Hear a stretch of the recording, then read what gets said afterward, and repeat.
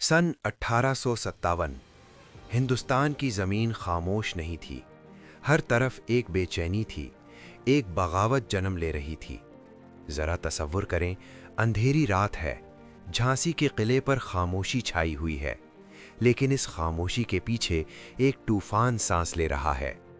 ये कहानी है रानी लक्ष्मीबाई की, एक ऐसी औरत की जिसने तारीख को ये सिखाया कि बहादुरी सिर्फ मर्दों की मिरास नहीं।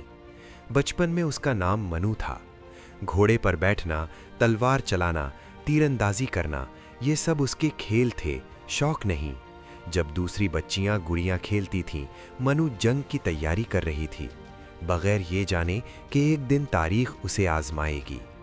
वक्त बदला, मनु बनी रानी लक्ष्मीबाई, झांसी की रानी। इसी दौरान अंग्रेज हुकूमत ने एक कानून बनाया जिसके तहत कई रियासतें छीनी जा रही थीं। और फिर वो दिन आया जब अंग्रेज़ों ने कहा, झांसी अब हमारा है। रानी ने जवाब दिया, नारे में नहीं, खत में नहीं, बल्कि तारीख में लिखा जाने वाला जवाब दिया, मैं अपनी झांसी नहीं दूंगी। ये सिर्फ अल्फाज नहीं थे, ये 1857 की जंगे आज़ादी का ऐलान था। जब दुश्मन दरवाज़ों पर पहुंचा, रानी महल में छुपकर नहीं बैठी।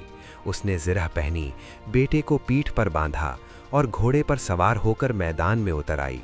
सोचें, एक माँ, एक मलिका और एक सिपाही, तीनों एक ही वजूद में। तलवार चली, गर्द उड़ी और दुश्मन ये भूल गया कि वो किससे लड़ रहा है। जब अंग्रेज फौज ने झांसी को घेर लिया तो ये कोई आम लड़ाई नहीं थी, ये ताकत और गैरत के दरमियान जंग थी। रानी ने दरबार में तकरीर नहीं की, उसने तलवार उठाई। उसने फौज को हुक्म नहीं दिया, वो खुद सबसे आगे खड़ी हो गई। हर वार के साथ वो सिर्फ दुश्मन को नहीं, खौफ को भी काट रही थी। अंग्रेज सिपाही हैरान थे, क्योंकि उन्होंने पहली बार किसी औरत को इस तरह मौत से खेलते देखा था। जब झांसी हाथ से निकल रही, तब भी रानी ने हार नहीं मानी। वो कल्पी पहुंची, फिर ग्वालियर की तरफ बढ़ी और आखिरी सांस तक लड़ती रही। आखिरकार एक लम्हा आया जब जख्म बहुत गहरे हो गए, लेकिन रानी ने घोड़े से गिरने से पहले ये साबित कर दिया कि जिस्म हार सकता है, हौसला नहीं।